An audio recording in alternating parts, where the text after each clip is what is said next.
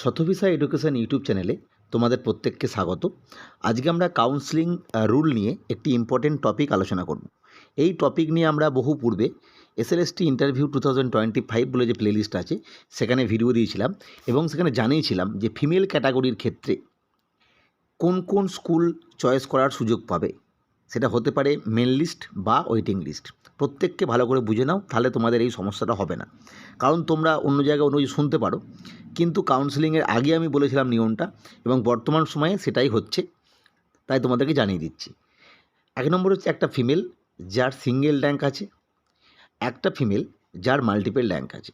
সহজ বিষয় হলো যার সিঙ্গেল র্যাঙ্ক আছে তার মানে এসএসসি তার জন্য একটি মাত্র স্কুলই সিলেক্ট করে রেখেছে, অর্থাৎ তিনি যখন কাউন্সেলিংয়ে যাবেন সেক্ষেত্রে সেই ক্যাটাগরির বা অন্যান্য আরও মেল ফিমেল স্কুল ফাঁকা থাকুক না থাকুক, তিনি বা তাকে শুধুমাত্র ফিমেল স্কুলটাই চয়েস করতে দেবেন, অর্থাৎ তিনি ফিমেল স্কুল চয়েস করতে পারবেন।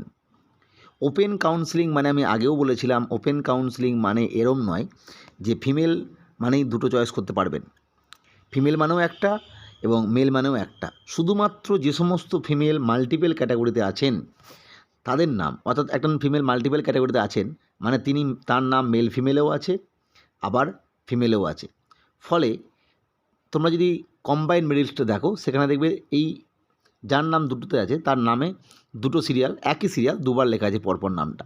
তার মানে তার জন্য একটা মেল ফিমেল স্কুল মানে কোয়েড স্কুলও রেখে দিয়েছেন, একটা ফিমেল স্কুলও রেখে দিয়েছেন। ইনি একমাত্র, তিনি সেটা ওয়েটিং লিস্ট হোক বা মেল লিস্ট হোক, তিনি একমাত্র মেল ফিমেল বা ফিমেল স্কুল চয়েস করতে পারবেন।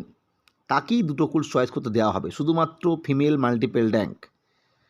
আর যাদের মাল্টিপল র্যাঙ্ক নেই, অর্থাৎ মেলরা তো কোনোভাবেই পারছে না ফিমেল স্কুল, এটা সাধারণ বিষয়।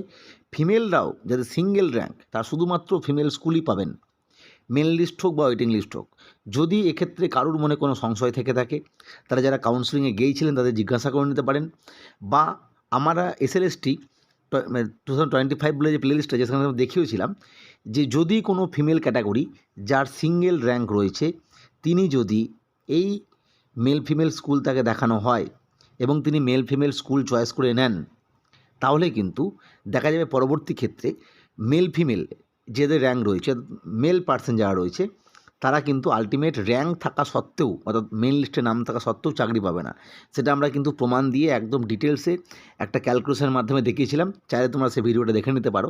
এটা নিয়ে অনেকে জিজ্ঞাসা করছো তাই আলোচনা করলাম। সহজ বিষয়, শুধুমাত্র মাল্টিপল ক্যাটাগরির ফিমেলরাই দু ধরনের স্কুলের মধ্যে যে কোনো একটা স্কুল চয়েস করতে পারবেন। বাকি সমস্ত ফিমেল বা সমস্ত মেল, শুধুমাত্র মেল ক্যাটাগরির ক্ষেত্রে মেল স্কুল আর কি, মানে কোয়েড স্কুল, এবং ফিমেলদের ক্ষেত্রে ফিমেল স্কুল চয়েস করতে পারবেন। এর বাইরে কিন্তু কোনো নিয়ম নেই বা কোনো নিয়মের পরিবর্তন হবেও না, এটাই নিয়ম।